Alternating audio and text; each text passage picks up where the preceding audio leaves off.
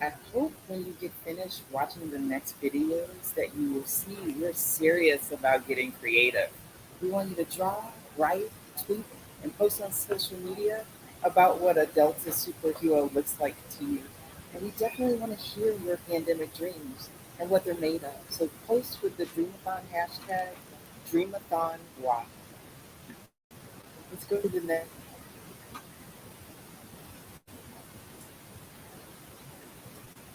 The one thing that you should know about the next clip is that it was made by a 9-year-old designer named Emily.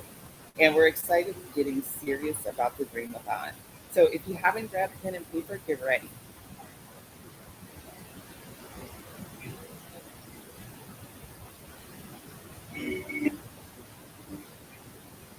Hi, I'm Dr. Ben. I'm a pediatrician, and I am so glad to be with you all today. And I like to dance, but I'm not very good at it. Work is a little bit like Halloween. We got to be safe, right? Yeah. Make sure that if I'm taking care of you, that I also take care of myself, and that I stay clean, and I wash my hands a lot, and I wear a mask. And sometimes it's a mask that looks like this, and sometimes it's a mask that looks like this. And sometimes it's a mask that looks like this. And all is to make sure that I don't spread any germs or viruses when I'm taking care of other people. If you're at work, and have you ever had like a patient come in with COVID symptoms? Yeah. If a patient comes in with COVID symptoms, I might even wear more special clothing and special outfits. I look almost like a spaceman sometimes. If you were to get COVID, how would your family how would they prepare for that? Well, I would make sure I stayed away from being around the people I love in my house too much. And when they were near me, they would probably wear masks and they would probably wash their hands a lot. What happens if another people is sick and you are sick? I hope I have other people, just in case, who aren't sick. And if I need them to pop off some food or something like that, they can do that. But I also hope that if I'm sick and another person is sick, that we both make sure we take care of ourselves and do everything we need to do to get better. What are you going to be when you grow up? I don't know. I'm still choosing, but these are my three. One is going to be a professor, and then another one's going to be a president. Ooh. And another one would be a nurse. Those are awesome choices. Those are great choices. Wow. What do you want to be when you grow up, Alan? I don't know the name of it. I want to be a doctor that helps moms with babies. That is so wonderful. My first Halloween, I was Doc McStuffins. I've wanted to be a doctor ever since I was 3. Superheroes usually need capes, and superheroes are part of our community. They're part of our family. Sometimes we didn't even know that they were superheroes, but then when something important happens, suddenly they put on their capes and their masks, and they go out and they protect us and they save us from COVID. This is one of my favorite characters as a superhero, wearing a mask and saving the world, making sure everyone's safe. This is my favorite anime with a mask, with a superhero. Looks like it's protecting a whole village. Wow. This is a superhero that lives in a Japan that has a power that can, if you have COVID or you're sick, he could take that away. Wow. This is the sun, this is Earth, and this is the moon. This is Facebook, and this is the star. I would try and make a moon out of this. That's amazing. So what I drew is me killing COVID-19 with hand sanitizer. Whoa. Hand sanitizer. What a great, wow, that's a beautiful drawing. You definitely are a superhero. I need me as a superhero defeating the vaccine vanisher. She has a vaccine and she's killing corona with it, and I love it. Yeah, I love that one too. You are a superhero. Wow. That's a beautiful picture. This is my drawing. wearing a mask and he's holding hand sanitizer on this hand, and also wearing the red suit. And the mirror is Dr. Sue. You've taught me a lot about how to get through this time of COVID. So thank you for letting me be part of this. What an amazing day. What amazing art.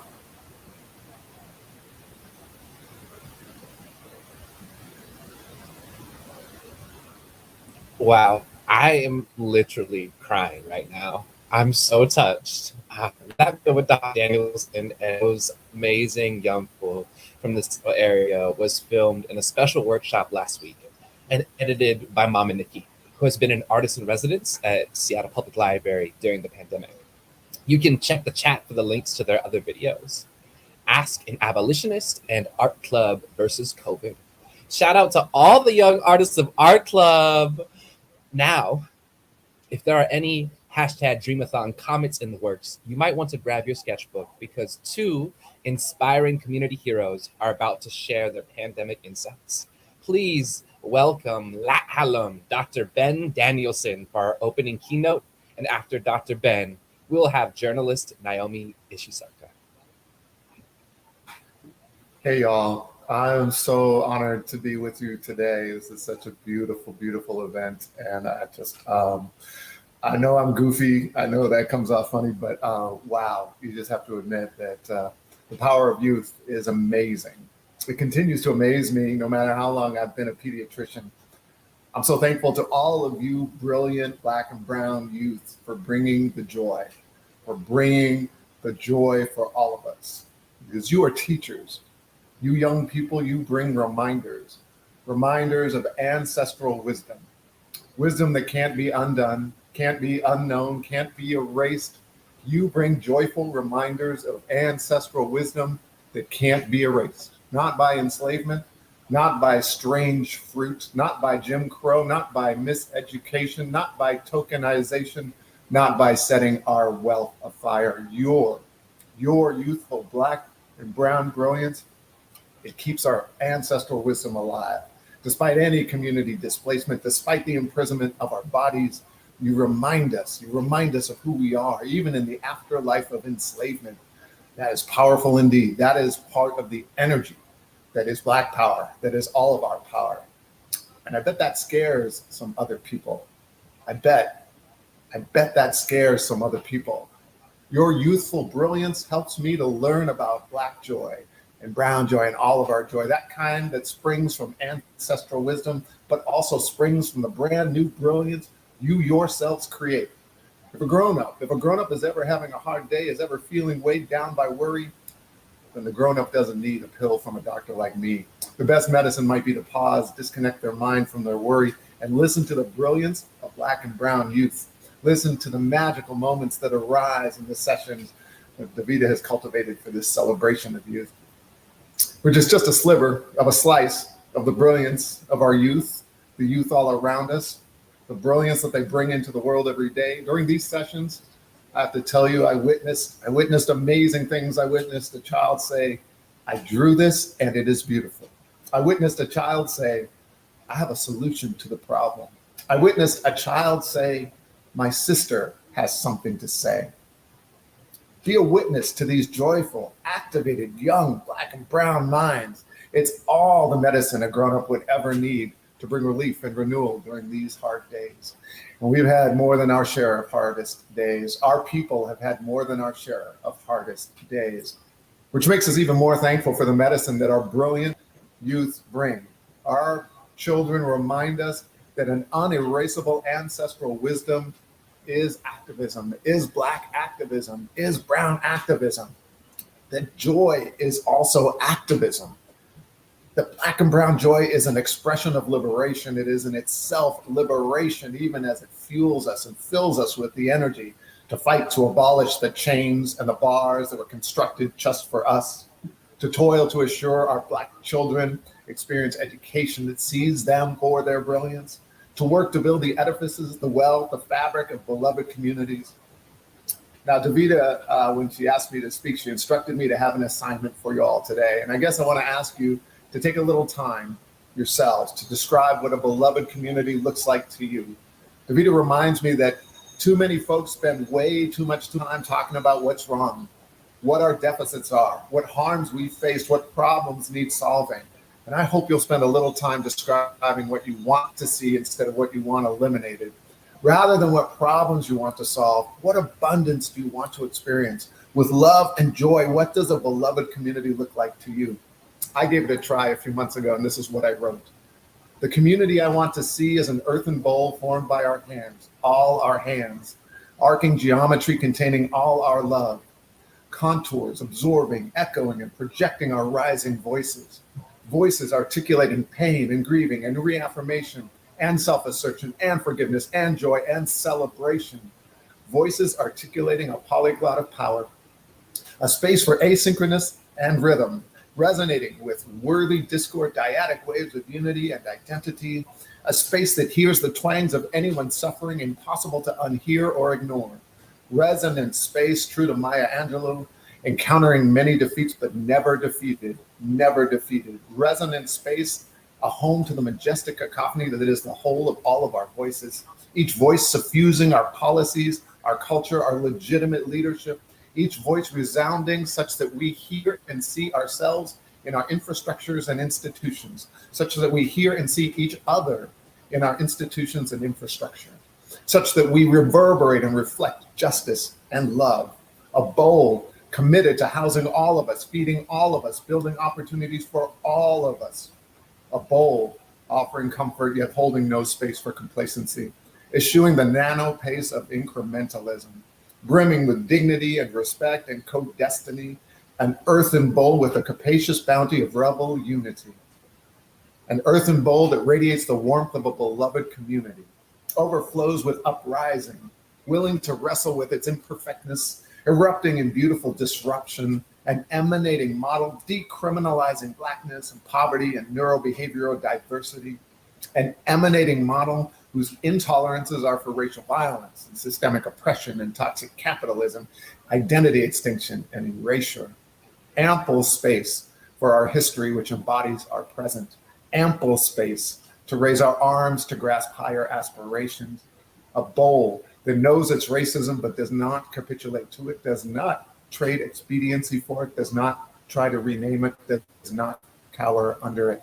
A bowl where each elder knows their earned wisdom, part of the bowl's construction.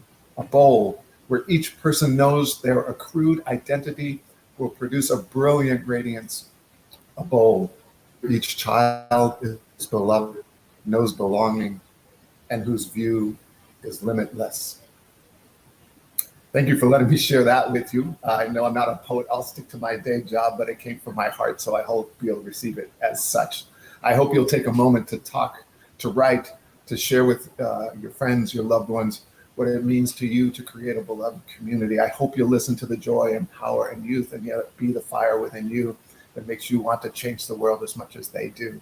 I appreciate this time with all of you, and I look forward now to my chance to sit back and listen and learn and grow and grab a pen and draw and sing and do something silly and beautiful and wonderful.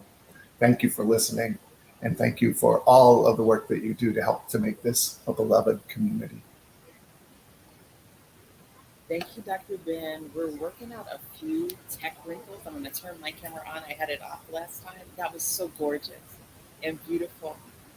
We have Naomi coming up next, but I do want to just chat across and see if we can adjust so that we pin the interpreter, but that also so that we can see our speakers. And once again, please give all the love to Dr. Ben. You're getting so much warmth in the chat, and looking forward to hearing from Naomi Ishisaka.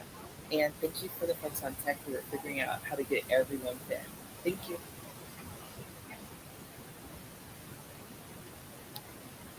There we go. There we go. Hi, everyone. Hope you can hear me. That was so powerful what Dr. Danielson just said. I was so moved by it, and I was so moved by the kids' clinic. I saw that video a couple days ago, and I just brought tears to my eyes to see the beauty and creativity of our young folks. So it's always hard to follow a speech like what Dr. Danielson did, but I will hopefully provide some insight as I can, but it won't be a barn burner like that was. Sorry. And what I'm going to do now is kind of share with you back in July, when it looked like the pandemic was we were looking at the end of the pandemic. We asked our readers at the Seattle Times, where I work, what they thought we should keep from the things that we had changed during the pandemic. Of course, the end of the pandemic was a little premature, obviously. We thought it was going to come sooner than it did, but nonetheless, some of the lessons that we got from our readers, I think, are still applicable, and we will continue to be adding to them. So I'm just going to go through what our readers shared. So I'm going to share my screen.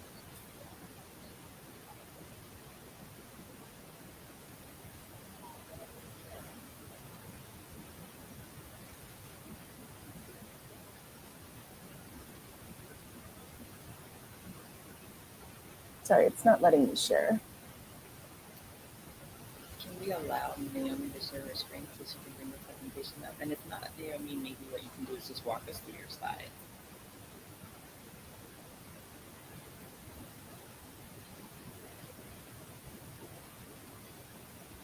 Okay, I think I'm going to walk through my slides. So this will be imagine a slide deck presentation.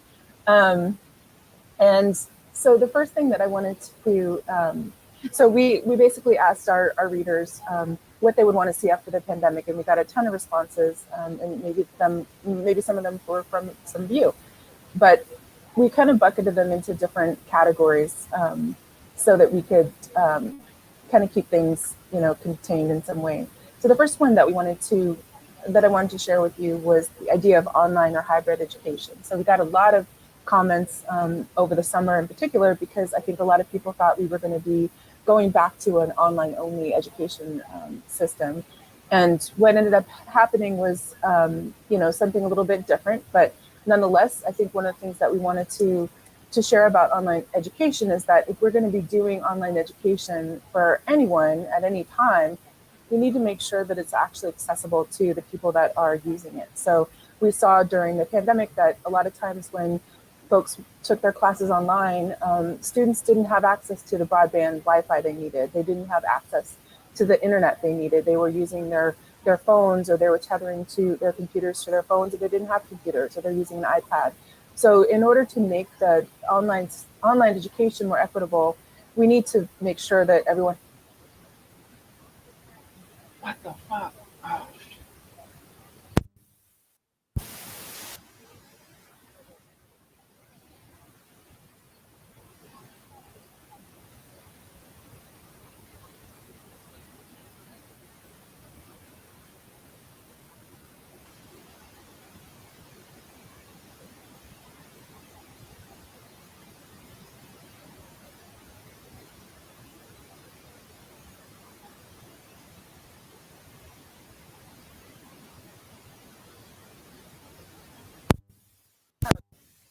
So this is slide 3. Thank you. Look at that. Marvels of technology.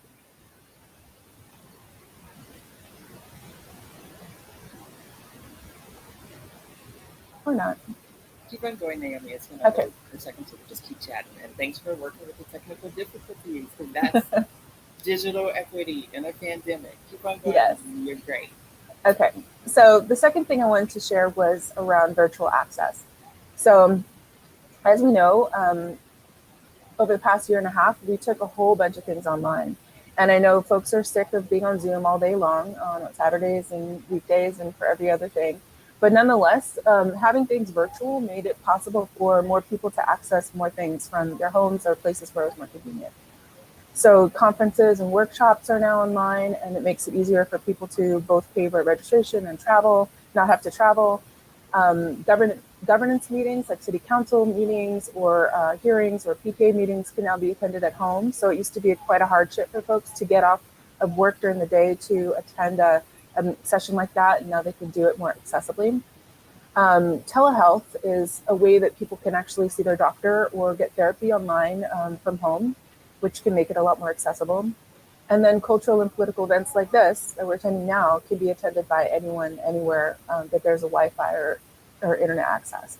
So that's really leveled the playing field in some ways, and brought up new challenges, right? Like, how do we make sure that we have the interpreters that we need? How do we learn how to use this technology that we're all kind of learning for the first time? But nonetheless, like I think that the addition of having a hybrid virtual and online, or just an online, can open the playing field for more people. You can go to the next slide. Work culture. So this is something I wrote about long before the pandemic happened, but it was around the needs for people with disabilities to be able to have more accessibility in the workplace. And once the pandemic happened, suddenly the things that people with disabilities had advocated for years around needing more workplace flexibility, about how and where they worked, this changed overnight. And so it was a little bit bittersweet, because people have been asking for this, but it wasn't until people that didn't have disabilities needed the flexibility that it was possible for everyone. So one, we should be mindful of the oppression that's embedded in that. And then two, we need to understand that, we had workplace flexibility during the pandemic for those who had the privilege of working from home or working remotely. But all the barriers that people said made it impossible to do that were actually not impossible. So we should continue to give people the option to work from home when it's possible. And then for those who do essential work who can't work from home, they should be paid to do that work as if they're deemed essential. Next slide. Health. So the pandemic, and I know many people in this meeting are involved in this work, but the pandemic has showed us that we keep each other safe. Mutual aid, mutual health are what protect and care for all of us. We know that each of our safety and health affects the next person. So when we think about life after the pandemic, I personally am going to be wearing masks when I get sick now. That used to be something that was only commonly seen in Asian countries. And I think going forward, there'd be something that we're going to be doing here too, and I certainly will. There's no reason why I need to share my cold or any other illness with someone else. And then we also need to change our culture when it comes to how we treat sickness, right? Before the pandemic, and I'm sure this is still happening now, we would be like, oh, I'm going to power through my illness. I'm going to power through my sickness. And that's going to show that I'm a hard worker. That's going to show my employer that I'm worthy. We need to change that all around, right? We shouldn't have to work sick in order to be worthy. We should be taking the time we need to heal ourselves, to take care of ourselves, to take care of our community. And that's how we keep ourselves safe. We shouldn't be congratulating people when they say they're working through it, they're powering through it. We should say, oh, you really need to take that time, for all of us, for your sake, for everyone's sake. So we need to really change our cultural dynamics about that. And I think we learned through the pandemic that we need to treat our mental health as seriously as we take our physical health. We need to have the access to therapy and other mental health resources as prevalent as we do for our physical health. And we need to be as open and transparent about the needs that we have with our mental health as we are with our physical health.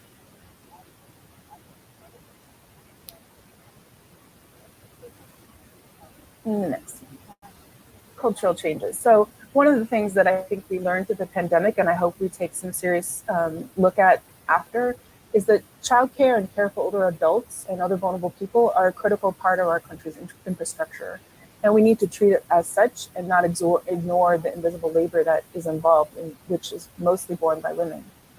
This is a fun one, but still important. Comfortable clothes. I think after the pandemic, or through the pandemic, we learned that being comfortable is more important than sometimes how we look.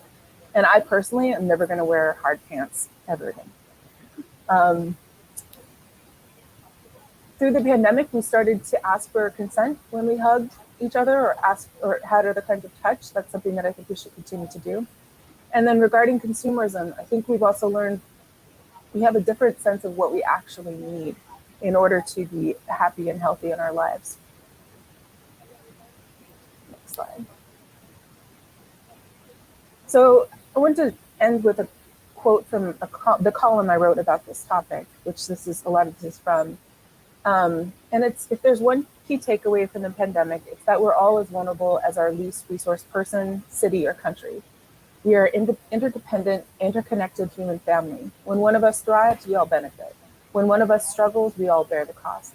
And I think one of the key takeaways I have from the pandemic is that we can no longer have this sort of us against them mentality. As Dr. Danielson said, we are in this bowl together, right?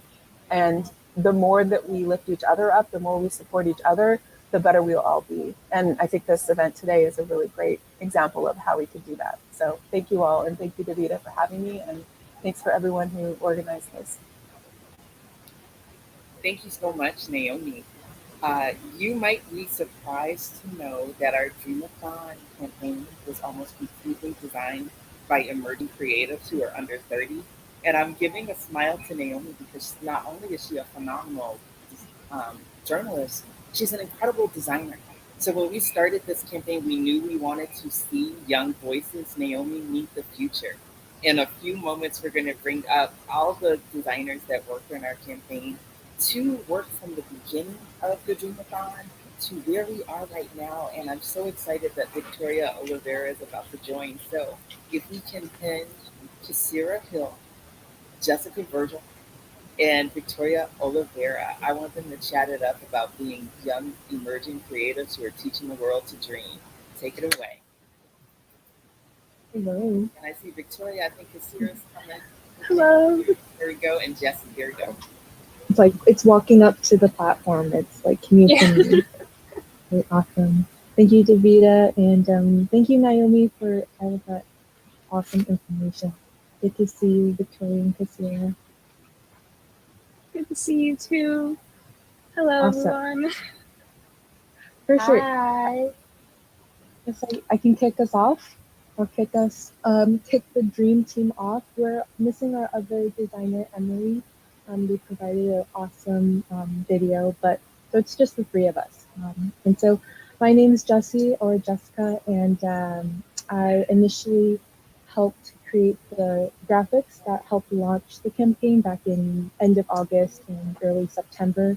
And I wanted to just give a quick and amazing shout out to Dakota Camacho for connecting me with Davida. Without them, I wouldn't be here. So, and then just for the inspiration, I was just really excited to draw, be able to center community, be able to center genuine people, because we need more of that. And then all for the goal of furthering all of this great initiatives for our health and community. So yeah, and my dream, I think, from our academic dream is that we would stay thoughtful and compassionate for each other. So I'll pass it over to Cassia. Beautiful. Thank you, Jessie. Really appreciate your art. I want to give a shout out to Taylor, who brought me on in connection with Davida. And I'm a youth that actually went to a program that Davida put on sometime in the mid 2000s. So it's good to have that full circle. I did some of the illustrations for some topics around food and some of the ongoing kind of campaigns on social media. And I really appreciated the opportunity. This is my favorite illustration here that I did. I really appreciate the opportunity to center Black and Brown folks in my illustrations, and similar to Jessie, kind of bring real people forward, but also kind of show the abundance that we can exist in. And that's kind of why I chose this illustration here. My dream for the pandemic and the future moving forward is an abundance of fresh and local and in-season foods for all of our people. Food is such an important part of how we take care of ourselves, how we show love to people, and how we build community. And I want to see that abundance, not only in our refrigerators, but also at the places that we shop and the places that are close to us and available. I'm going to pass it on to Victoria. Thank you so much. Hello, everyone. I'm Victoria Oliveira. I worked at the kids clinic and did illustrations based on what the kids' designs came up with. So this design behind me is based on a lot of the features that they put in superhero designs for their pandemic heroes. I was really inspired by all the children. They were really, our young people were really.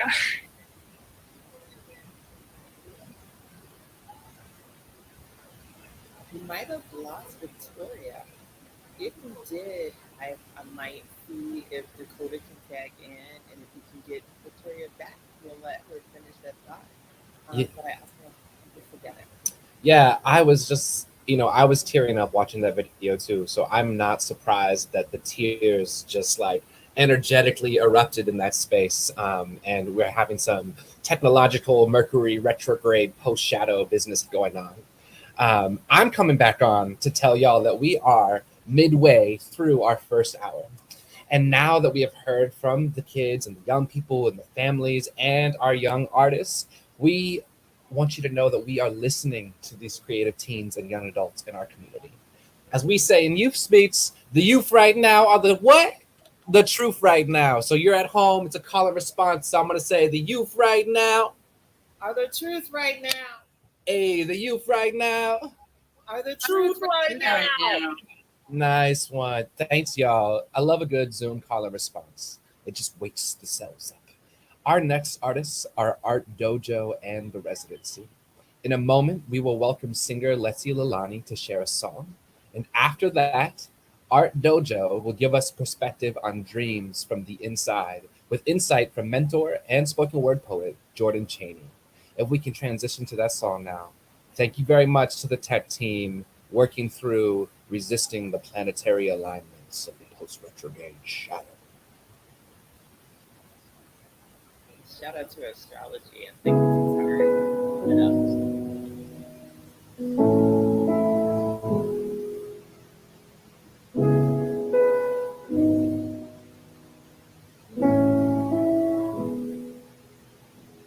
I've been a set in stone. It's all up for change. Even though that's how I feel, I still believe in fate.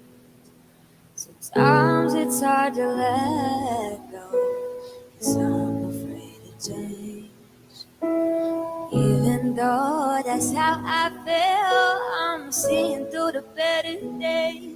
Nothing lasts forever, but forever is all there is. It never ends. We can never really make sense of it. Nothing is ever, but it seems just one twisted dream. All the smoke in between, it's a mystery. Trying to find the pieces to put back together. Feels like there's something missing, but it's like whatever. Need something to believe in. I'm changing with the weather. The more I grow, the more I glow, the more I think I know. I really don't know, it's the unknown.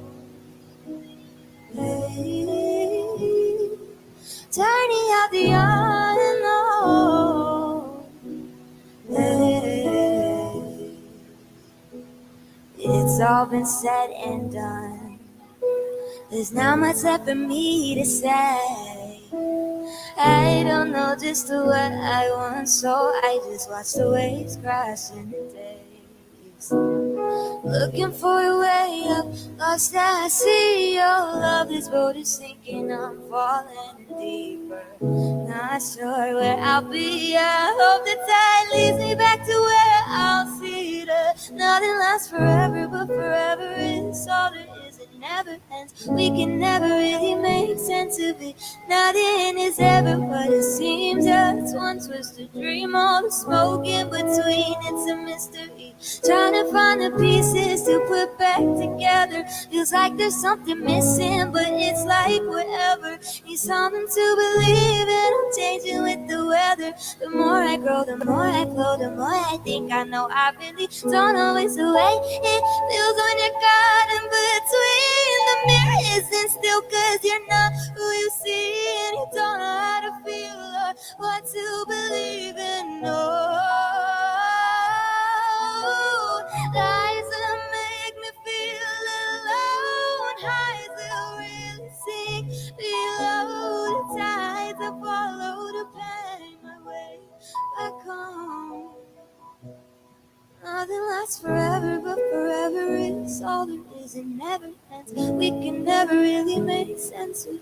Nothing is ever, but it seems just one twisted dream. All the smoke in between, it's a mystery. Trying to find the pieces to put back together. Feels like there's something missing, but it's like whatever. Need something to believe in. I'm changing with the weather. The more I grow, the more I glow, the more I think I know. I really don't know, it's the unknown.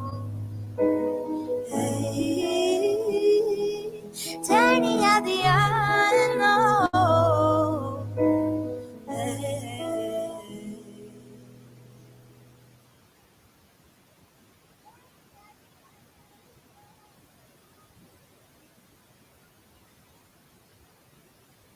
Next up, we have Jordan Cheney. But before, let's give a round of applause for Lexi. That was so gorgeous. Having recommendations from the residency about artists who are so incredible. Thank you, Lexi. I hope you'll join us at the end with a few words. But next, we have the incomparable Jordan Cheney. Hey, thank you so much. And hello, Dreamathon, Washington. A big shout out to Davita, the Seattle Public Library, and all the people that have helped put this together. And what an incredible lead-in by Lexi. That was such beautiful music and moving. My name is Jordan Cheney. I am a poet and a mentor, and I've been working with incarcerated youth for the last 11 years now. And along that journey, had the inspiration to create what we call the Art Dojo. And a lot of people are confused, like, what's a dojo? What's the Art Dojo? And it's simply just a school of expression and creativity that me and a team of friends decided to be intentional about and put inside of the juvenile justice centers in our hometowns. So we started out one in the Tri-Cities, and we made one in the community in Pasco. And then most recently here in 2021, in April, we started building one inside the Spokane Juvenile Justice Center. And we do it with a very low budget, a whole lot of heart, and with the youth in mind. And how it first starts out is meet up with the youth and we begin storytelling, sharing our backstories and our lives and where we come from. And we have a lot in common. I have a lot in common with these youth. So their stories are similar to mine. And from there, we take it into creating vision boards and writing poetry. And if you look behind me, the graphic behind me here is where the youth began to dream up a mural. And we came up with a whole bunch of different power words, words that they felt resonated with the spirit of the little community they were forming inside. And dream is the one that they came up with. One of the things that they're so proud of with creating this mural and the poem that you'll hear from LeBray here in a few minutes is that they did it together. A lot of these kids come from a background of having gang affiliation, and they come in with beef, they come in with anger, and throughout the process of the Art Dojo, they throw those beefs aside, and they're very proud of themselves that they're able to work on the mural and other projects together. One of the mottos that we have inside of the Art Dojo is "Don't waste your paint," and we have the T and the word paint is in parentheses, so it looks like "Don't waste your pain." And each week we talk about their pain. We talk about our past and where we come from and what landed us in this position in the first place. We have this little exercise called Bugged, which is BUGGD. And we talk about what's bad and ugly, what's good, what are we grateful for, and what's dope in our lives. And from there, we're able to examine our full range of emotions. We don't practice any toxic positivity. So if there's something bad going on in their lives, they got bad news from the outside, and they feel comfortable sharing it, there's space for that. And what we find each week is not only if you have something bad and ugly, you're still able to find something to be grateful for, something to dream about, something to look forward to, something that's dope. One of the biggest projects they have going on right now is, two of the kids have been writing their own books. One kid is already 6 chapters into writing a memoir since we began in April. So each week, we do an open mic, and it's crazy how much these kids write, and we wanted to share a lot more of their poetry today, but if we did, it would take up the whole Dreamathon. These kids are prolific, and I've gotten feedback from the staff that, prior to the Art Dojo, a lot of the youth, man, they're angry, and very much so, and they're lonely, because if you can imagine, they're in a double quarantine. Like all of us, we've been experiencing quarantine life. These youth in lockup, their quarantine is a part of their sentence. But what makes it even harder is that visitors and volunteers haven't been allowed to go into these incarcerated facilities due to COVID. So it really shows you how much they need, and we all need, human connection in some way. creating the art dojo and some of these programs is giving them outlets from everything from painting, self-portraits, murals, poetry, and memoirs, but also opening up to be vulnerable enough to share and name those complicated emotions that they feel that have otherwise turned into criminal behavior on the outside. This art dojo program it's our answer to the school to jail pipeline. We call this a court to community pipeline. And how that shows up in the actual work in the art dojo is one of the spaces in the Juvenile Justice Center we have reclaimed, and we paint the walls. We get a whole list of art supplies. We call it a wish list. And the kids request everything from a microwave to art easels, magazines, and games. And we partner with a community church called Westminster UCC in Spokane. And they collectively got everything on the list for the youth. And these youth, they take it, they're incredibly grateful for it, and they multiply what's been given to them. In a short amount of time, we see a lot of youth turn around just from inviting them to dream, inviting them to create, making space for it, and giving them tools. And before I turn it over to LeBray for the poem that the kids wrote together, I want to share one of the principles of the art dojo, and we call it the 100-year plan. It's a proverb. It's if you have a 1-year plan, you plant rice. If you have a 10-year plan, you plant a tree.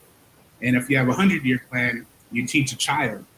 Right? And so what we teach children in our dojo is art and creative expression. So to have hope. So thank you so much once again, allowing me to be a part of it and share our project. And I'm looking forward to the rest of the Dreamathon today. You guys take care. And I'm going to turn it over to LeBray, who's going to share a poem that the kids collectively wrote. I'm DeBray Caviani. I just wanted to send a shout out to Jordan. This poem was beautiful. The Dream Team and Art Dojo. I really respect what you guys are doing, so I'm going to go ahead and share this poem. Everybody's different, but the same in God's creation. We all lack something, so here's the motivation. It's up to us to change and not the next generation. Let's pick each other up and learn to use some elevation. Let's help each other out and build a strong organization. Let's help each other grow and set a strong foundation. Everybody's different, but we all have creative minds. And yet this place is dark, but don't let it stop your shine. The clock is always ticking. You ain't got nothing but time. You can always make a change and just focus up on your grind. Some want to ball and some want to sing. Some want to draw and some want a diamond ring. You never really know what the future may bring, but even Martin Luther King started off with just a dream. Beautiful poem by Arts Dojo. Jordan, you guys are doing some amazing work over there. And actually listening to you compelled me. I was going to share a cappella from a different song, but the song that I want to share with you now, I think relates a little more to what you guys over there at the Dream Team and Art Dojo are doing. This song is called Infinite. Hey, thanks, Brian. Absolutely. This song is called Infinite. It's the intro track from my last album, Everything You. You can stream it on all platforms now. I need the weed and I need it loud. I need the money and I need it now. I know a few niggas who fuck with my style, but no, none of you niggas can fuck with me now. I've been doing this since I was a child. You can't keep the pace. I've been racking up miles. I make the shit that be hyping the crowd. My mama go crazy. I know that she proud. Know a few niggas who want me to fail. Infinite pennies for they wishing well. Infinite enemies wishing them well. Infinite gang and we giving them hell. You rolling with me, then we blazing the trail. You ain't one of my niggas, then kiss on my tail. I've been chasing the figures. You dropping this crickets. My stock need them digits like ringing the sale. Well, I hit the block and I told the ism. You can't bend my corners cause you a prison. Fake nigga all in your recidivism. Free all of my niggas locked in prison. Swear they palms is itching. What's worse? The crash, the fall. All of my brothers swear they want a ball but hard. We living inside of a system where only way to see us is in bomb. They aim in their arms, gunning you down. If the skin is tended to speak with a draw. Playing the victim and playing tomorrow. Last good cop was Officer Carl. We need change because corruption is dollar made. They gripping it up in things because your suffering might bring a gain. Hold up, let me explain because you and suffering might be a gain. They gripping it up in things because corruption is dollars made. Whoa, you lame, bro. I can't stick with the same flow. I go dame with the ankles. I can't step back, step with the range, though. I get blunted and ripped through page. Ain't stunting, I'm kicking game. By the end, you'll remember name Caviani, the king, though. Swim my vision like premonition. See it and then I get it. Knee beat and I get to flipping. Give a fuck about your paper tripping. While I'm riding, I keep it clipping. Squeeze if I feel you itching. I cook when I see a kitchen. I sneeze, then you know it's sickening. 5:30. I show 9 just to tell the time with your Nixon. Bitch, I came from the bottom. If I got it this way, I kick it. You persona 9, right around my partner, so get the skipping. Must have been off the cane, think you able to touch my section. You can hear the rest if you want to. I know we're short on time. If you want to on all streaming platforms, Infinite. Again, thank you to the residency. Thank you to Davida. Thank you to Art Dojo for allowing me to share your guys' dream and your vision. Keep doing what y'all do. Man, much love to y'all. Y'all are doing some great things over there. Absolutely, Jordan, great things. Always loving the residency for bringing the realness. Thank you to DeBray. Thank you to Jordan. But most of all, thank you to Art Dojo. We're going to catch up on some time, but first we got to sink deeper into the heart of our program. Next, we're going to get real. We're going to talk about addiction. But more importantly, because this is the Dreamathon, we're talking about recovery. So thanks to everyone for this next segment who shared their stories. We're going to cue up the video from Amir Islam, and then Amir is going to come and just speak from the heart. Thank you, Rita. Can't wait to hear from you. Let's go to the video.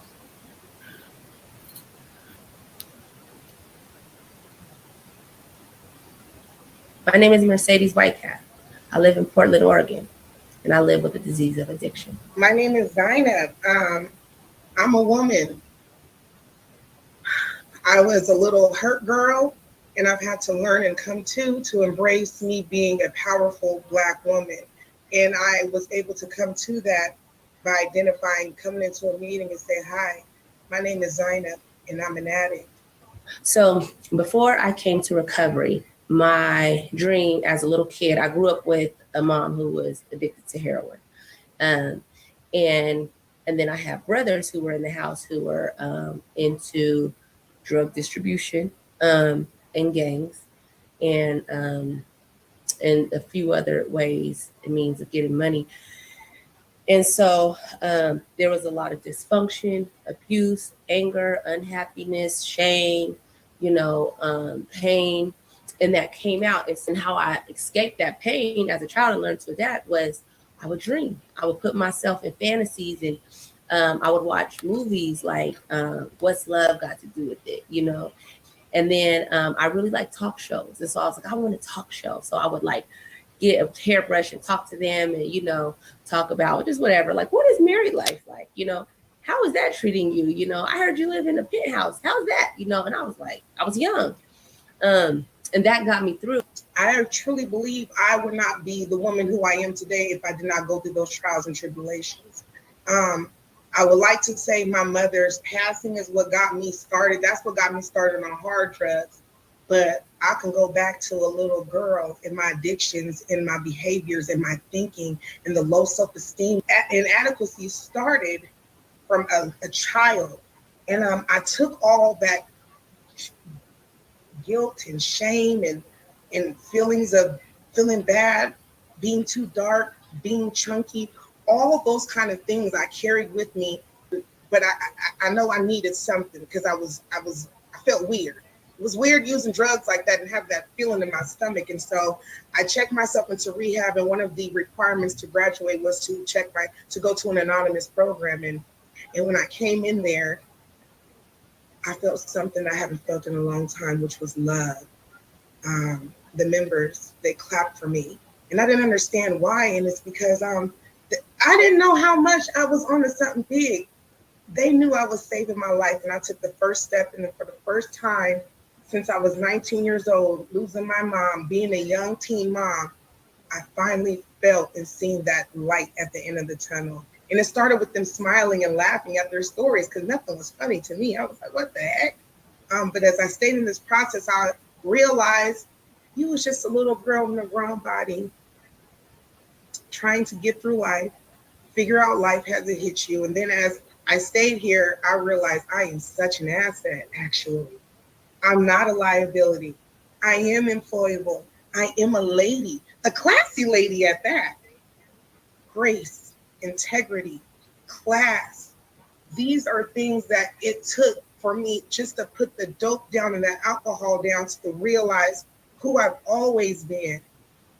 Coming into here, I realized how deep my melanin really truly is. I've realized the royal that runs in my blood, and I'm a queen, and I will behave as such.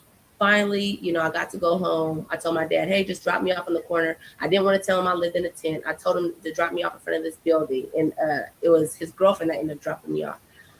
And she left, and I got back to the tent, and I had my money, and I had every intention to get high.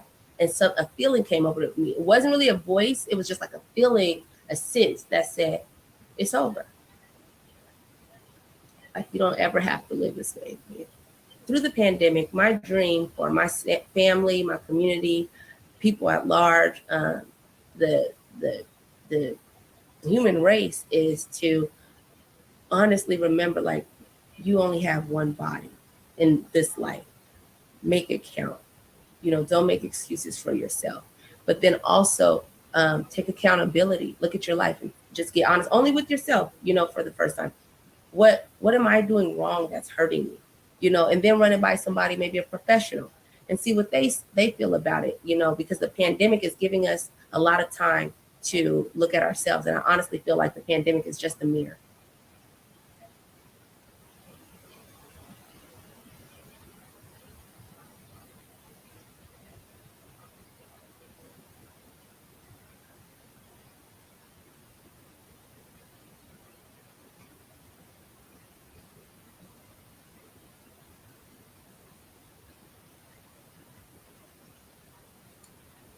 That powerful video was from Amir Islam, and Amir is going to come and just share some reflections for us. Amir, are you ready? Absolutely. Hello, family, peace. My name is Amir Islam, and first and foremost, I want to thank my higher power and the ancestors for allowing me to be present here today, to dream today, and most importantly, for to be alive today.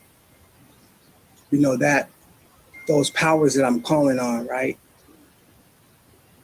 Those sacred divine powers are the reasons why I'm here and I'm present, that we're here.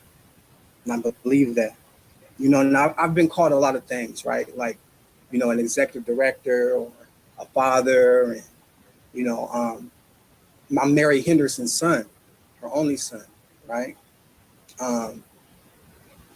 But one thing that I do know, none of those things have stopped me from realizing that I am a person that was born with the disease of addiction, and that this disease that I have is so powerful that those titles won't stop me from selling the shoes off the bottom of my feet, all under the command of the general.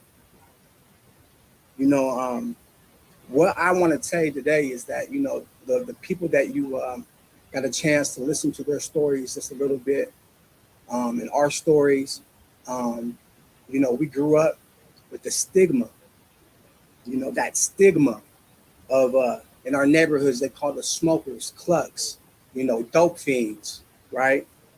You know, we wore masks of security, phony images. You know, my friends thought they could stop bullets, you know, undiagnosed addicts, you know. And it wasn't until I went to treatment, and I had the privilege of going to treatment. The privilege, because that's a privilege, right? Like, a lot of us don't even make it into treatment. But I had the privilege to go to treatment, and there I learned about the disease of addiction. And then I started my recovery journey. And then I found about the 12-step programs, and I found out about therapists, mental health services, and things of this nature. And I was able to recover out loud. I was able to smash my own stigmas. I was able to find the hope that I needed inside of those places. So my dream, right, is that we smash the stigma in our communities of the smokers, the clubs, of all of those things, and that we embrace people who have substance abuse problems. And we understand that they're Mary Henderson's sons, that they're daughters and their sons and they're beloved members of our communities, right? You know, I remember being a quote unquote activist and organizer in the community and trying to rush out and save everybody's life, but I didn't have enough to save myself. One of the things I know is that we're activists, we're organizers, we're caseworkers, we're doctors, we're therapists, we're gang intervention specialists, right? We're librarians, and we have the disease of addiction, right? So my dream is that, you know, we are going to help each other through the pandemic, find the resources that we need, find the treatment that we need, and that we love each other. You know, I've heard a lot of inspiring things today. I'm so grateful to be here. And I have a short amount of time, but I will be helping to facilitate a breakout room where we can learn a little bit more about what the disease of addiction means, right? Because I know that my mother had a dream for her son, right? And it wasn't one of a disease of addiction, right? So please join the breakout room so we can talk more about that, find more about resources. And thank you, Davida. Thank you, everybody who's presented today, all the folks who are here. And Ashe, and I appreciate y'all for allowing me to be here in this space. Thank you. Thank you, Amir. That was powerful, powerful work. Migama also too. We are in part 2 of the Dreamathon, and I just want to give immense gratitude to everyone who has shared the powerful stories. Witnessing is so important. So I want you to think back over the last months and hold in your mind's eye, who were the people who showed up, who stepped up? You might have one name, or you might have a whole list. When we asked Public Engagement Programs Manager, Davida Ingram, who was on her list, she said, everybody, for real. Look at the partner list in the chat, and she wanted us to make sure that we have a special shout out to all essential workers and frontline healthcare workers, caregivers of all kinds, and there are way too many people to name drop everyone. So we will drop their names in the chat. Thank you very much. We are talking and hearing from our community, and you know there have been so many community leaders that have been doing important work. One of the organizations that has been leading our people being healthy has been Pikawa. And so we want to take a moment to tune in with Pikawa to see if any of our young leaders want to come and reflect about their work with mentors to lead getting our vaccination rates up.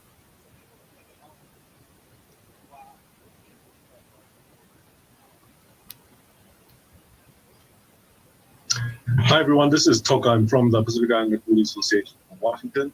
Shield also to everyone here, Dreamathon, Washington. I just want to quickly say that 3 of our wayfinders are on the call here today. So first up will be Atelete, who's Tongan, and then we also have Sigrid, aka Koa, Darwin, and also Keleni Tabangia, who's part of our Fiji community here in the state of Washington. So without further ado, I'm going to pass the floor over to our young leaders about who they're.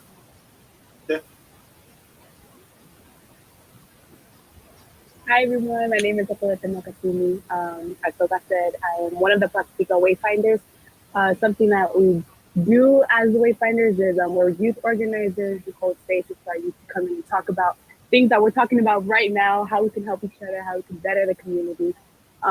Something or someone who actually inspired me so much to do the work that I do is Joseph Seia, the executive director of Pikawa. Knowing some of his background stories, knowing the place that he grew up in, that's actually a place I grew up in, it's hard. I'm not going to say it bottom line, guys, but it's difficult growing up in that type of space. And him just having a thought at first, and then having a dream, and then making that dream come true, it's something that you look forward to as a youth member. And him giving us a space for us organizers to come in and call in people that look like us to come get vaccinated. We're actually doing flu shots now. We're doing TB screening. We're doing so much for our community that I've never thought we would be able to do. So that's something that I'm just super proud of. Thank you so much for everybody who's hosting this, event. I didn't really think much of it until I came. I heard everybody's motivations. I heard everybody's speeches. I heard you can just hear their cries out through their songs, their beautiful songs and poems. So thank you so much for having me here. I'm super grateful. And I'll pass it on to Cole.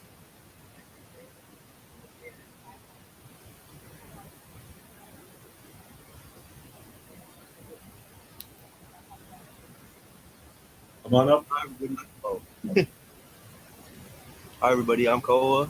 I'm also from Picowa. I'm a youth organizer. Lefty really covered it. We do vaccine shots. We work on farms. We just build up the youth and, kind of uplift our community, connect the community. And someone that inspires me, I was going to say the same as her, our boss, Joseph Sayed. He's just a great overall person, the way he speaks to people, his knowledge. Like if I'm having a down day or whatever, he just always reminds me our overall goal. And that's not about me, it's about what we're doing to the community and for our families and for our people. And yeah, that's what I have to say.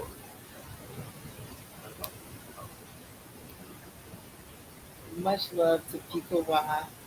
We had to bring these young people up to celebrate them because if you saw the way that they mobilize, it's heartwarming. And that's what we're celebrating today. But I also wanted to say, we have a slide that we're going to share later. It's a graphic over social media, and it says, "Take me to your leader."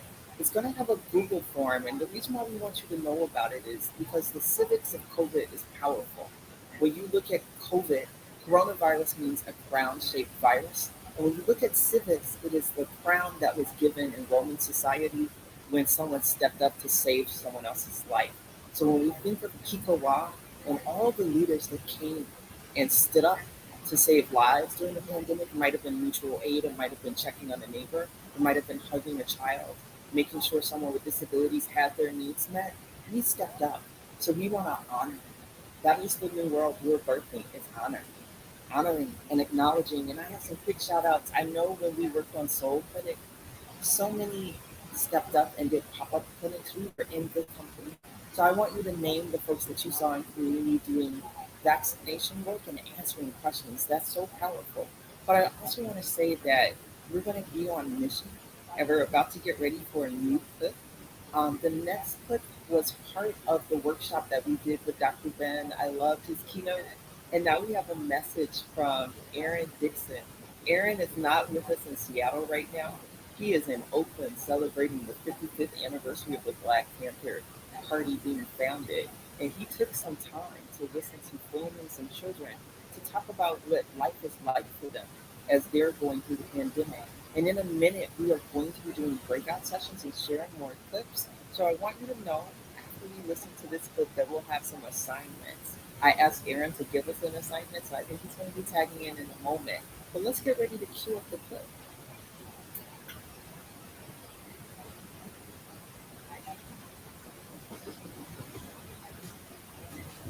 Hello, everybody. I'm glad to be here as well. My name's Aaron, and I am a writer.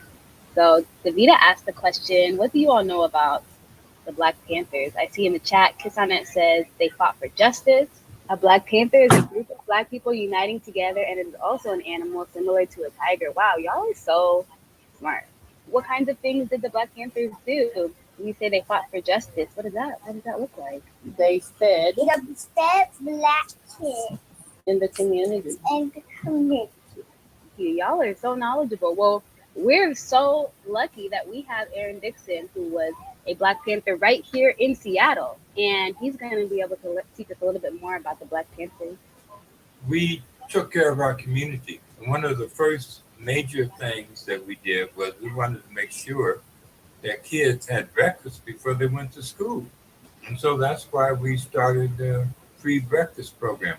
It's kind of hard to learn when you haven't eaten on an empty stomach, right? We had 5 different locations here in Seattle, and we fed thousands of kids all across the country. So wherever there was a need for people in the community, that's what the Black Panther Party tried to make sure those needs were met. Yeah, we do have a question, and parents have been trying to voice this concern that guidance from public health is having 3 feet when necessary. So the school CEO has taken that to mean 0. Our community is 85% Black, Indigenous, POC, because our kids come from multi-generational households, because our kids, most of our families have been impacted and are sick and dying. That not only did we need 3 feet, but we needed 4 feet, or why are you moving towards? And we had no kind of support. State commission has pretty much said, oh, the school board needs to take care of it. The school board pretty much has silenced us. We're just challenged with this. That has been a big problem with the charter schools. A lot of corporations are behind a lot of these charter schools. They're more concerned about the money that each child brings in. So it is very exploitative of them to do that. The Black Panther Party always felt that we should have community control of our schools. And obviously that is not happening here. I think probably one of the first steps would be to do some organizing, a strategy, develop a plan. You have to be willing to go to the media and take these issues to the media so that people know about what is the truth about what is really happening and expose them for what they're doing. We as people of color, we constantly have to fight. It's an endless fight for us. Of course, that means sacrificing our time, but in the end, it's all worth it. Yeah, I have a solution for the school. The solution is to make it into smaller classes, make sure they're safe, at least 3 feet away, and making sure that they're 6 feet away every time they're going somewhere. I think a solution for the desk problem might be to get rid of the big carpet where all the kids sit next to each other. Because when we're doing tests, it's all spread out because desks are on where the carpet is. So maybe if we got rid of the carpet, we'd have more space because it's always 3 feet apart when we put the desk where the carpet is. I feel like people should have little dots on the lines because we'll be shoving each other. About the desk, I wish there was more space because my desks are attached to the other ones. It's just too close. And there's a lot of kids getting sick in my classroom. In some classes, I've seen lots of teachers, and that's an easier way to spread corona. So maybe at least 2 teachers per room.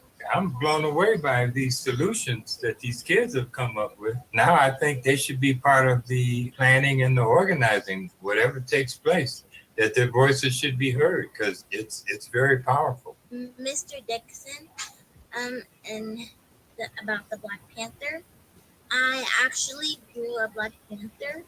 Wow, that is very good.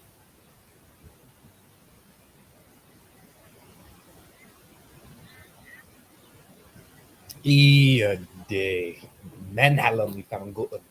That was so filthy. The end of that video was all about imagining solutions. And that's what we're about to do.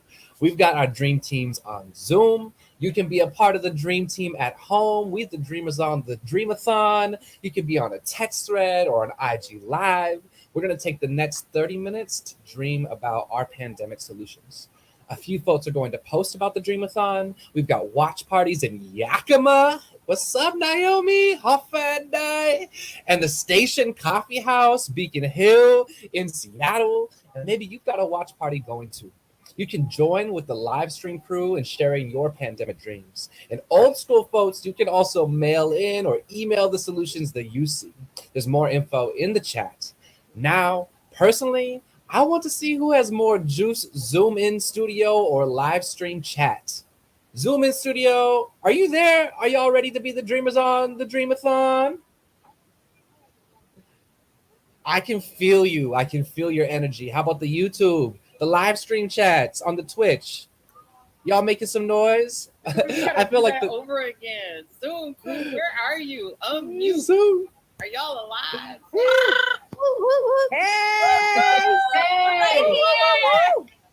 right. We're the Dreamers on the Dreamathon. I feel like the town crier, so I'm just here to keep everyone informed. Next up, we need to hear from Candace to let us know how we're going to go about our dream and business. All right, y'all. The juiciest part is where we get to talk to each other about all the juiciness we've just seen. We are getting ready to drop into some rooms where we will have an opportunity to share our hopes and dreams about a series of topics. Davida, am I looking at this right? Do we have a slideshow with the topics ready? Just keep on breezing and explain the topics. Let's read them out. Sweet. So we are going to have abolition. You all just saw a really amazing video about that. If you want to deepen that conversation, you can join that room. We're also going to be talking about Black wellness. What are the everyday solutions that we want to see to increase Black joy and Black well-being? We are going to have a session around good eating. Food is so important. Nutrition is so important. And that is essential to our health and our wellness and bringing back joy into our space. We also will have a room on Indigenous cultural insights where you get to hear more from the Pacifica Wayfinders. Amir has already prefaced us with a really amazing words around recovery and what's needed and some resources that we can access both for ourselves and our community. So join Amir in the conversation around recovery. We also have a room around Save Our Social Life. If you are interested in finding additional ways to bring joy, or you've been bringing joy in your social life and you want to share some of your ideas and dreams around that, join that room. We've got maternal health, and we've also got equity and in-person school. During these breakout sessions, we are going to hear what your dreams are. And after the Dreamathon, we want to report out all of the amazing things that are happening in community, the solutions you all are coming up with, because we know that we are the ones that care for ourselves. And we're going to be sharing those solutions out in community and also with people who are doing work in government or other institutions around programming for these things, so that our dreams can begin to become a reality, both in community spaces and within the institutions that are serving us. Are we ready for breakout? And just to clarify, because Candace just explained, we have dreamers in the Zoom who are going live to step into dream sessions. For those on the live stream, we want you in the game too. So your dreams are welcome. If the topics that we just spoke about, we'll drop them in the chat and you can tell us what your dreams are so we can share. So we know folks are going into breakout rooms. The Dreamathon is going to continue with some videos that are very much on brand. So our next clip, I think, is almost ready. We're going to start looking at what's next. And again, our goal is to keep the Zoom dream session and the live stream connected. So look to Dakota and me to help you with that, but let's keep going.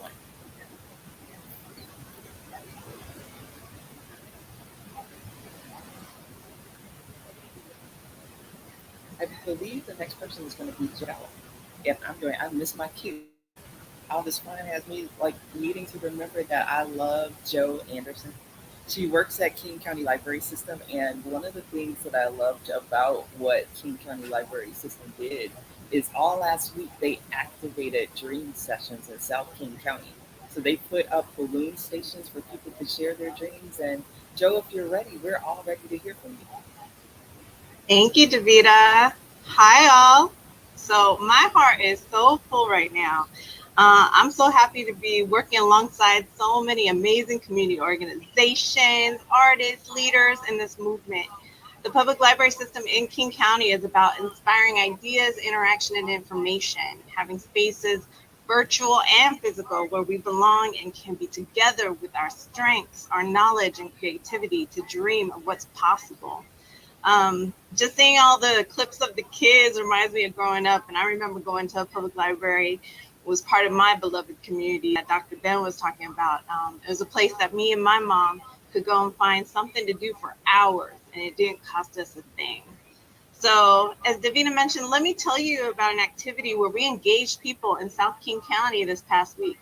And just so you know, South King, the Black and brown folks under the age of 18 are the majority right now. And so let's talk about the Dreamathon stations. And if we have some images to pull up, let's pull that up now. So the image you're seeing is currently at the Tubman Center, which we will talk about in just a moment. And so We worked with small business owners from White Center, Peter Chem and Tony Vo of Happy Balloon Decorations to set up these beautiful balloon sculptures. One was at Burien, one was at Tukwila, Federal Way in South Seattle. If you found one, you could take a photo and post your dream for a better pandemic life using the hashtag Dreamathon. So go to that hashtag and you can see more photos. So let's see if we can pull up a couple others. This one is at Pikawa. We just heard from some of the wayfinders. So Pikawa is in Federal Way. The community center there has this beautiful balloon sculpture where folks can take photos and post their dreams. Any others we can find? Awesome. This was at Westfield South Center Mall. So we set this up at our Library Connection. And the person you see here is Aaron, and we had a great discussion about food justice. His sign, if you can't see it, says love the world, love females, love the animals, love the plants, love your family, love each other, heal the earth. And so people like Aaron were able to share their message and share it out using hashtag Dreamathon. And so like I said, check it out. So I wanted to mention, oh, yes, one more. Yes, this one was actually the first one in Burien, Washington. We worked with Alimentando al Pueblo at their vaccine clinic. And so you see the staff here, including someone I want to give a shout out to, Roxana Pardo Garcia. And Alimentado al Pueblo is an organization that envisions joyful communities and promotes healing through comunidad, comida, and celebración. So shout to Alimentado al Pueblo. And so, as I mentioned, as you saw in the first picture, there was a beautiful balloon sculpture at the Tubman Center for Health and Freedom. Today is their Blacksmith Lounge at the Rainier Valley Medical Leadership Academy. It's from 12 to 6 today. And so let's see if we can go over there and see how they're doing. Hey, folks, can you hear me okay? Yes. All right. Hi, my name is Ine Abbey. I'm the CEO of Tubman Health. You're here today. We're about to go into our event today. I'm going to put my mask back on, and also because of HIPAA, I will do a close-up on myself and not show you our patients who are here today. But welcome. Come on in. In partnership with the library and all of you guys, we are also partnering with Harborview. Here's our little check-in table with our team right here. What's up? How you doing? And part of the Dreamathon is really to think about not only what's going on with with COVID, post-COVID, but also to what Naomi was pointing out. What was happening before that? We've been dreaming about health justice for decades, for centuries. And so our question here, we have an interactive table. We have some folks here where we asked ourselves, what is it that we're dreaming of? We have some really cool stuff that people said. They would like to have treatment and exam rooms that are connected to gardens. How can we have medical spaces that are all ramps and no stairs? What does that look like for us? I'll show you another one of our partners over here. What's up, y'all? How you guys doing? And we have some folks actually right now in our lounge getting vaccinated. So I will not show you the full lounge. But we are here today from 12 o'clock to 6 o'clock. Come through Rainier Valley Leadership Academy in Seattle off of Graham and Rainier. Come dream with us.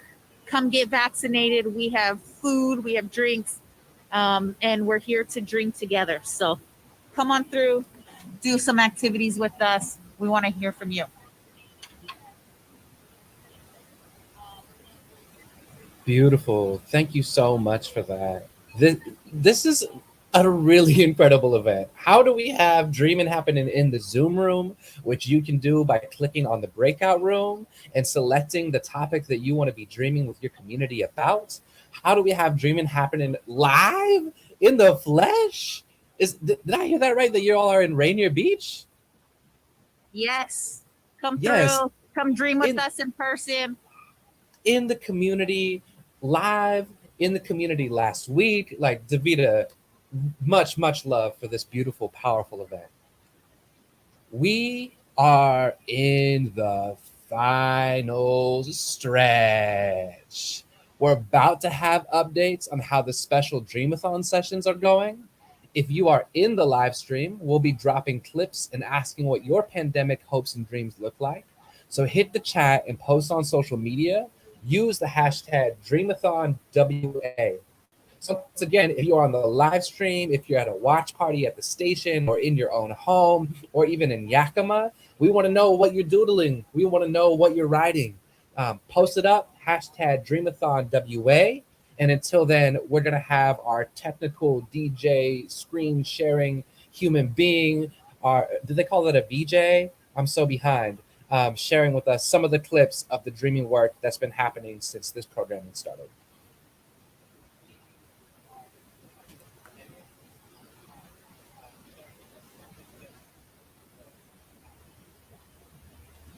Hello, everyone.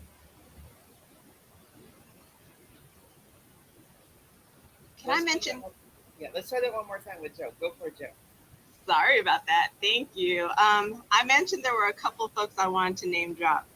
And those two people are Chef Matt Lewis of Where You At Matt and Roxana Pardo Garcia of La Roxana Productions, as well as Alimentando a Pueblo. And so I want to take a sneak peek and preview Good Eating, a conversation we recorded where Matt shows us how to prepare healthy and delicious, affordable meals. And in this short segment we'll watch together, Matt and Roxana discuss running a food business and doing mutual aid during the pandemic, what has sustained them and their dreams for the future. Let's see if we can show the clip.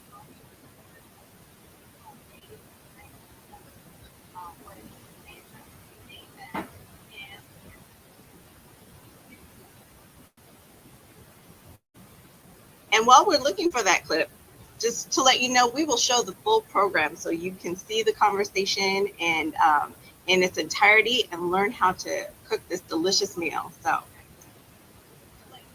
Alvin's on it, Joe. Thank Tonight, you for all the that couldn't pay for it, right? Like substitutions, right? Like that story with it and how it affected you in a positive way. So that's what community is to me, and how we can help and inspire. Yeah, I think I think about this pandemic as it relates to community and how you mentioned the relationships with your vendors, the relationships with your customers, even with the neighborhoods, right? That you serve, and you ended up serving in a very. And I think about a lot of mutual aid efforts that came about as a result of the pandemic. And I do want to acknowledge that mutual aid has existed in communities prior to the pandemic, right? This concept of this idea of supporting one another. Like I think about in my community, like the quinceañeras and the weddings and the baptisms that we have, and how there's just so, and like, when I go to weddings that they're like catered and there's like plates, I'm like, I don't know what that means, because in my family, you just make huge pots of food and you make sure everybody gets fed. And I think about how like at those gatherings, people take food home. Like there's always food to be taken home, right? And so this concept of mutual aid isn't anything that's foreign or different or new to people of color. It's how we've always existed in our collectives. And going back to this theme of like how we're so connected. So we started a Latino food bank that serves Beery and SeaTac, Normandy Park, Des Moines, and White Center. And when we started it, we were like, we need to invest right back into our community, because just how there is a need with people being hungry, our small businesses are struggling. And so what ended up happening was that we worked directly with the Latino-owned farm to source our produce, our organic produce, and then we worked directly with the Latino-owned grocery store in our neighborhood to source the food that goes out in our distribution boxes. And this concept of like this pandemic has really shown us that we really are all we got, Right. I can make an assumption that like your relationship with your vendors and the folks that you serve has only been strengthened by this moment and by this time. Absolutely. The pandemic forced a lot more communication in different ways, right? Like I think the communication from the vendors was stronger because of supply chain issues, right? No longer was it a given that they had a product. And when we would place orders, we would get a call and say, hey man, like I'm not going to be able to get you X, Y, and Z off of your order. And it's like, okay, great. What are the substitutions, right? Like it was never like, what do you mean you can't get that for me? It's like, have you heard of a pandemic? It's like, yeah, you can't be upset about that stuff anymore, right? Like you take it for granted, but then you realize the effort and the energy that it goes through to have all of the things that we have as a community or as a country, right? Like as crazy as we want to, look at our country and see the state that we're in, we still have some great systems, some great people, all over the place that make it happen, right? And still make it happen. And I think it just comes up and creates more opportunities for creativity, right? Like it's no longer you have to put this, that, and that other thing in there. It's like, okay, but what can we substitute, right? So it forces you to think outside of the box and make it happen.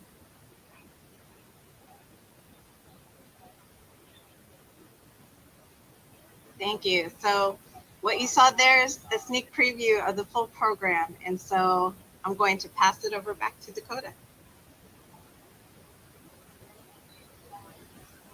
Beautiful. Wow, that was powerful. Powerful work happening in our community. I want to take a moment to just give lots and lots of love to our tech team. Can we use some noise in the chat, some unmuting for the tech team? Tech team. Yes. Portal, recognize portal. Yes, we need to recognize the labor that's going on behind the scenes and in front of the scenes, and the labor that is the scenes, because it's all a part of what's making it work, and that's what this event is about.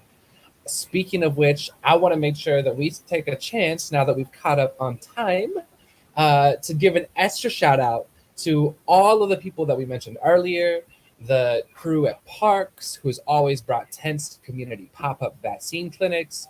That was yesterday. I was able to go and get some KN95s. So thank you very much for that. We want to do a special thank you to Chikundi Salisbury, along with Latanya Severe, Lashana Williams, Tracy Stewart, and the whole Soul Clinic family, who have literally been going around from event to event to event to event and giving vaccines, boosters out to the people. There were so many people I've heard over the pandemic that said, I wouldn't have been able to have access to this if this wasn't here in our communities. So just so much love to the Soul Clinic family. Shout out to the Bloom crew. We need our food justice integrated into our liberation movements. Seattle Together, the Office of Arts and Culture, Nate Mosley, Pacific Islander Community Associations of Washington. That is a Washington-wide organization. Utopia, Columbia Legal Services, Langston Partners. Whew, I'm getting out of breath. That doesn't happen often for me. The Equity Team at Department of Health, African American Health Board, Gathering Roots, A Sacred Passing, Clear Sky Native Youth Council, Super Familias, Untiwa, Native Cut, COVID-19 Mutual Aid, Harbor View, and so many more. All of your favorite COVID response leaders, please drop them in the chat and keep the gratitude going. We are going to warm up this space with another clip from one of the partners that we just mentioned, which is Bloom. So, technical team, if you can load up that clip, and we can let our people experience the brilliance of who we are.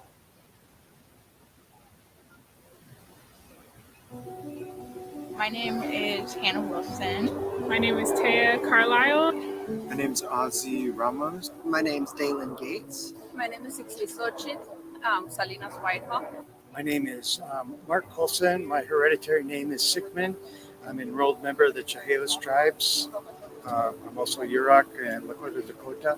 My name is Rosario Lopez. I am part of the community as well. I am an indigenous woman. I'm Mexica Tenochca, Otomi, and Tarasco from the communities of Iztacalco and Tlacopan.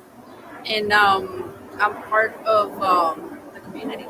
The reason why I do this work is because it is sort of like the intersection between like community and the environment. I got involved last summer when Wanawari and Davida reached out to the Black Farmers Collective, which is the organization that I work for.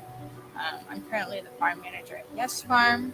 And so through that connection, I was able to start helping facilitate organizing some work parties and working with It's interesting because I never had a connection to land until recently. But it's so aligned with like my values, like working and stewarding the land, and the lessons that I learned throughout my life and throughout college. I'm personally a lot newer to the fellowship project. I've only been here for this summer. I came with Dr. Malone with her remediation project for Monterey. Yeah, and I'm a returning fellow. I was here last year. I participated in the program last year, and I got introduced to the program through Davida. Just the ways in which the Bloom cohort really values dreaming together, really values getting to know each other, community building. I feel like so often cohorts can be so like productivity based. But I feel like at Bloom, there's just like this priority in community. For us, I organize with undocumented community members, and it's always, like we live in a country that has unfortunately become very anti-immigrant, and it always feels really good to find community that welcomes us and treats us as family.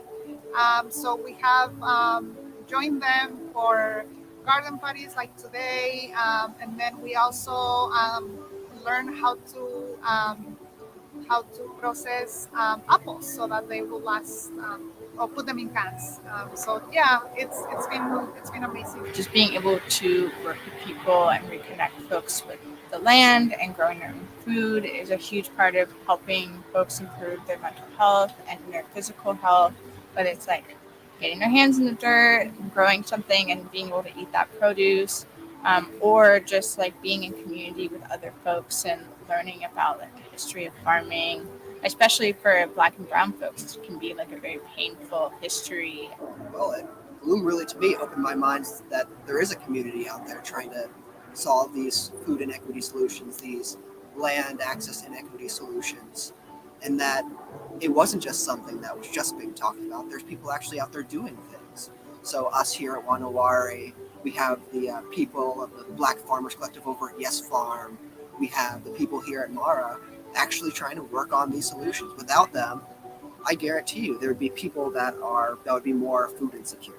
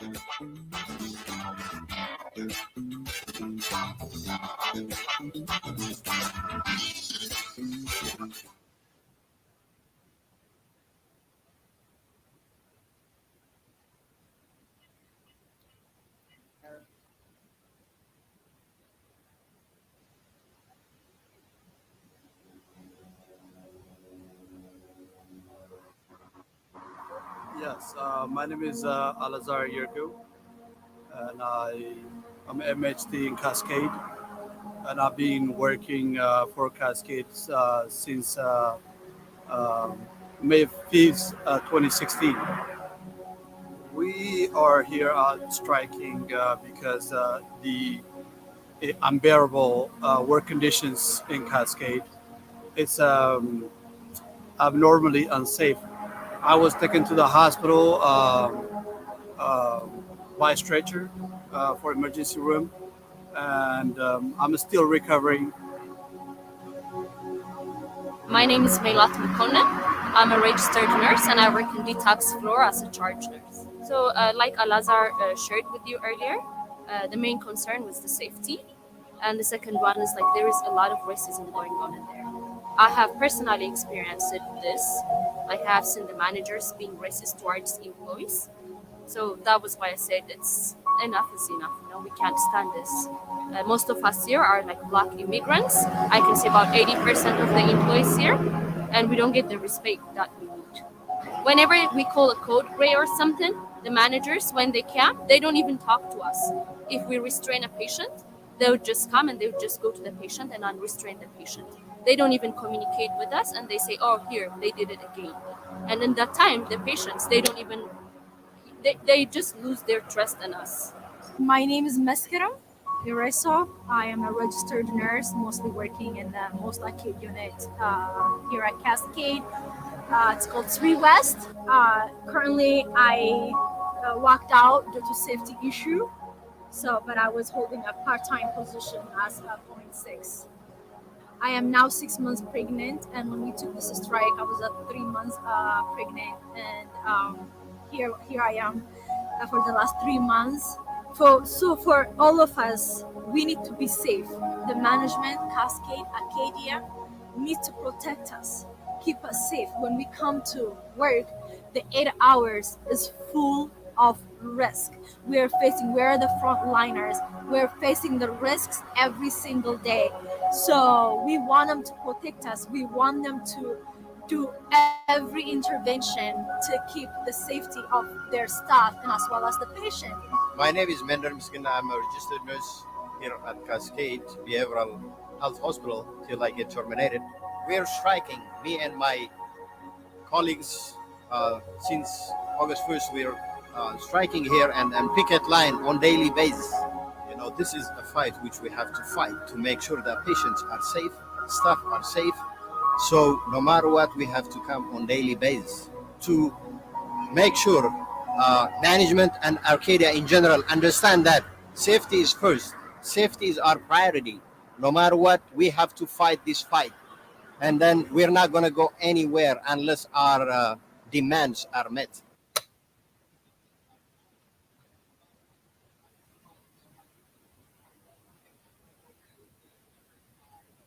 Shout out to Kyoto Silvano for being our documentarian for both Bloom and the feature on frontline essential workers at Cascade. If you're on the live stream, click the chat and share where your pandemic dreams are. Hopefully you've seen the sessions and you know what we're talking about. I believe the dream sessions are probably going to go right to the end. We're going to get ready to cue up a video by the marvelous and extraordinary Josephine.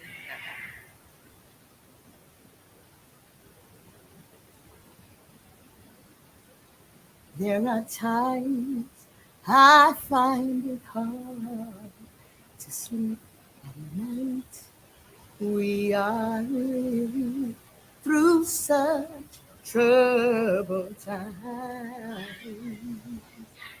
Every child reaches out for someone to hold. In that moment, they become my own. How can I pretend that I don't know what's going on when every second of every minute another soul is gone, and I believe that in my life I will see, yeah, and into hopelessness, giving up and suffering. If we all stand together this one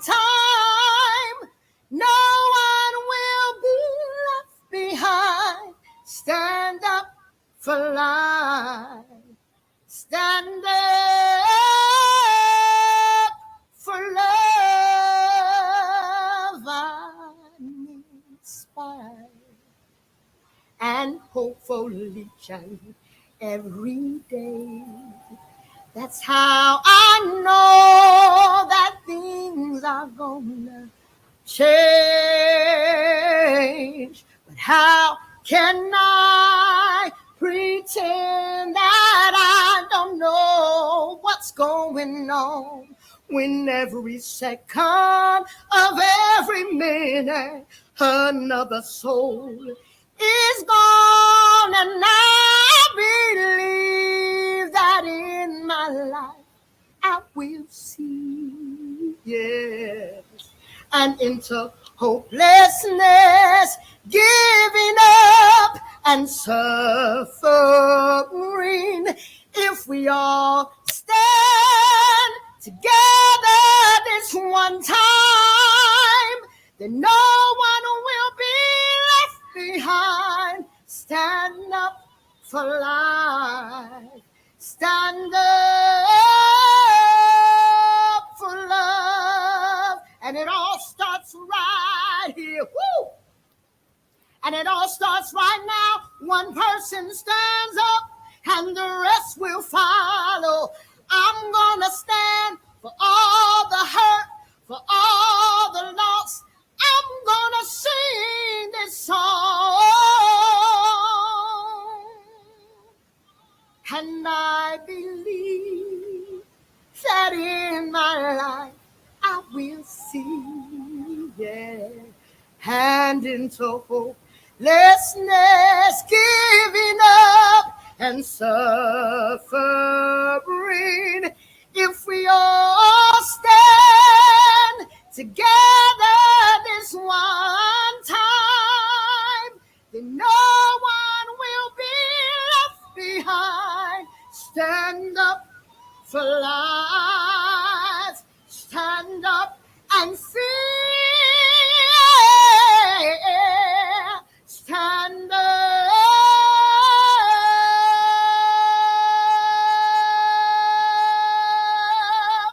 for love. Get up, y'all.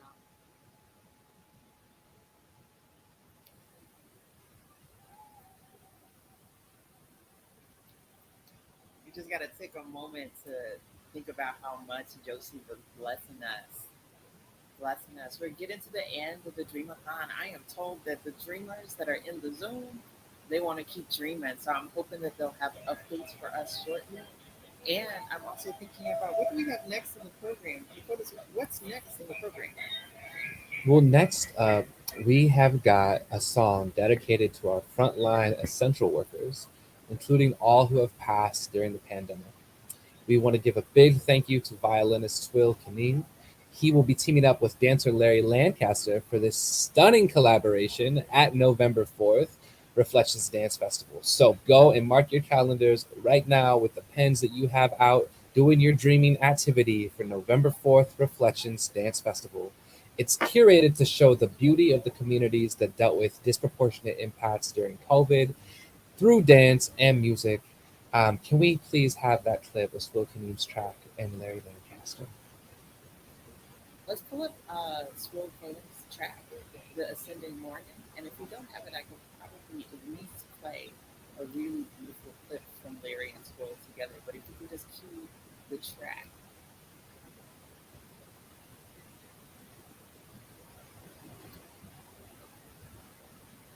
You know what? We're going to go to Makeda. Let's let that play and then we'll bring up Swirl Kaneem. You guys.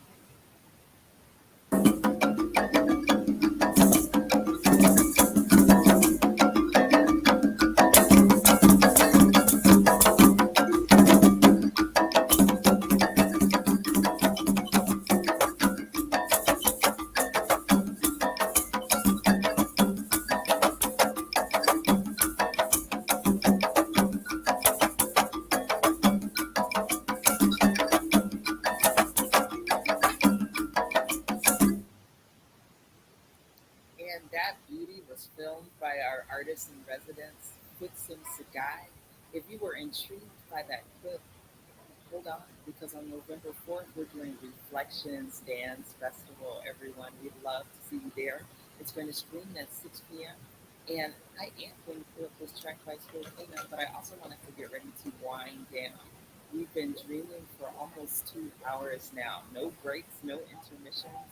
Thank you so much. I'm getting all of the noise that YouTube was where it's at. Thank you for those on that chat. And also for everyone who joined us in the in Zoom live audience. We love you so much. We are going to be re-airing this content later on. We wanted our communities to stay inspired all throughout the fall and winter, and also to have proactive conversations around how can we have a better pandemic life. So thank you so much for that. And do we have our next clip ready, or are we just really ready to roll out?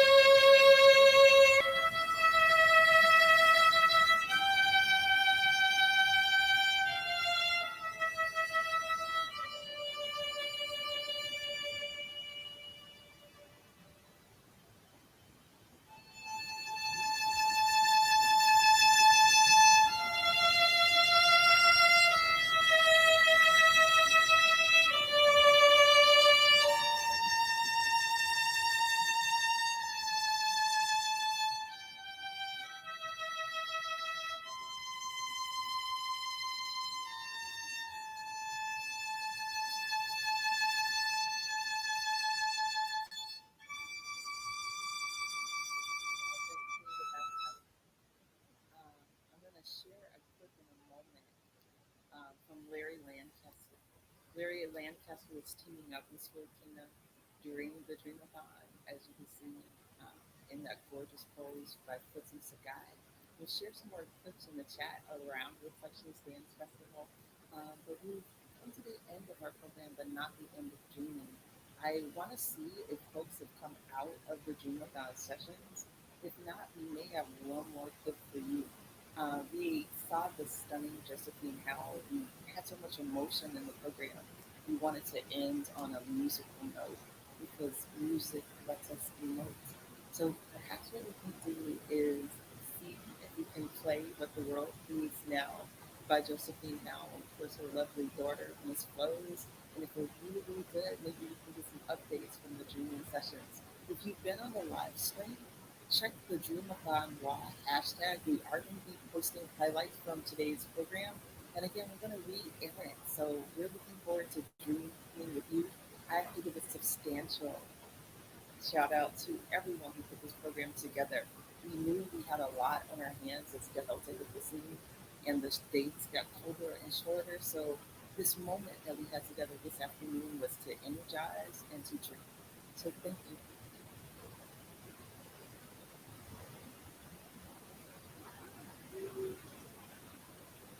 What the world needs now is love, sweet love. It's the only thing that there's just too little of. What the world needs now is love, sweet love. No, not just for some, but for everyone. Lord, we don't need another mountain. There are mountains and hillsides enough to climb. There are rivers and oceans enough to cross, enough to last till the end of time. What the world needs now is love, sweet love. It's the only thing that there's just too little love. What the world needs now is love, sweet love. No, not just for some, but for everyone. Lord, we don't need another man. There are cornfields and wheat fields enough to grow. There are sunbeams and moonbeams enough to shine. Oh, listen, Lord, if you want to know what the world needs now is love, sweet love. It's the only thing that there's just too little of. What the world needs now is love, sweet love. No, not just for some, but for everyone.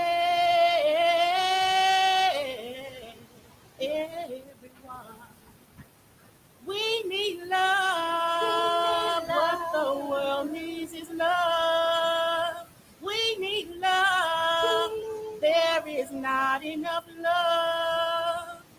What the world needs now is love, sweet love. It's the only thing that is to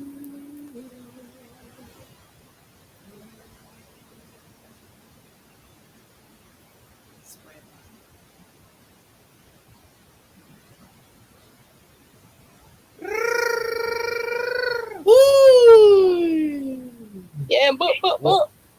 Hey, thank you so much, Josephine Howell and Miss Plus, for that beauty and power through song and uplifting us all. I want to check in with our dreamers who have just come out of the breakout rooms to see if people want to extend the giving of love through our dreams. One of the most beautiful words in my language that I love, I shouldn't say most beautiful, is advofli, and it means to really see the goodness in one another. And I want to see if we can make that happen by inviting people to share their dreams. Well, we got breakout people. I'm just gonna put them on the spot because I know we got JM in the house, Amir, Rokia. Maybe if we can just have you begin to talk, you'll automatically show up on the screen and then we continue. But we want to hear just a few things because we're winding down, we're running out of time, but we're not running out of energy. So hit us up with just a few insights. JM, can I invite you to the floor? All right. So thank you to Reese, JP, Yodanis, and Yen who were in our breakout rooms, and people who were directly impacted shared about their experiences inside, how isolation and the white supremacy of the DOC, the Department of Corrections system, was just so prevalent and really cruel and brutal, and that family connection and the generosity of folks inside towards each other, knowing that they were experiencing similar conditions. The camaraderie was so key to people surviving just the daily brutality of DOC, but also, especially during COVID, that was some of the kernel for how we imagine how a future world can look like. And I wish we had more time to go into more depth. But thank you, everyone, that breakout. Thank you for keeping our eyes on the folks inside. We always stream with them. Appreciate you, JM, and love you. Do we have one more? Amir, you want to go? Yes. Few comments. Go for it. Actually, I wanted to share my time with Nyla, who took the notes in the breakout room. It was hella dope. Nyla is the one. Was the wizard. Nyla, yes. I definitely wanted to highlight some things that I heard from the group. One thing that really stood out for me was the necessity to focus our understanding of addiction on it being a disease. It is something we should treat as if we were to be treating cancer or treating heart disease or treating kidney, liver failure, diabetes. When we have family members with those diseases, we comfort them. We want to bring them food. We want to help them find resources to recover. We pray for them differently. We look at them differently. And what I heard one of our participants say is that she noticed in her family, especially after the loss of a loved one struggling with addiction, they had an immense guilt among them because they didn't understand until after they lost that person that they were really struggling from a health disease. And so when we change our language and we change that stigma to not ostracize those struggling with addiction, but instead to embrace them and partner with them to find solutions to their recovery, I feel like, well, what I was hearing was that we would in turn have a better outcome of helping our family members overcome. Beautiful. Thank you, Nyla. Thank you, Amir. Thank you to everyone who dreamed today on the live stream, in the dreaming sessions. We care so much. Don't forget to give your notes. And I'm wondering if Candace can close us out, and then I think we can say beautiful cello. That's her final note, literally. But Candace, do you have anything before we wind down? I just want to say a big thank you to folks for dreaming. These dreams are so important. And as we begin to move into the fall, we want to share these dreams because those dreams are inspiring. I don't know about y'all, but I'm leaving this space today feeling lifted, feeling excited, and feeling a little bit more concrete about who I can reach out to start working differently and dreaming differently on some of the things that we talked about today. So thank you all for your wisdom, your brilliance, your excellence, your beauty, your magicalness. There's just a ton of gratitude in my heart for every single person who touched today's programming, who's out in community, who couldn't make it to today's programming, who helped us get here today, and who are continuing to do the work and continuing to love on each other. Thank you so much, y'all. Shout out to the Department of Health for hosting the Zoom, to all the partners. We love you so much. Let's go to our last break.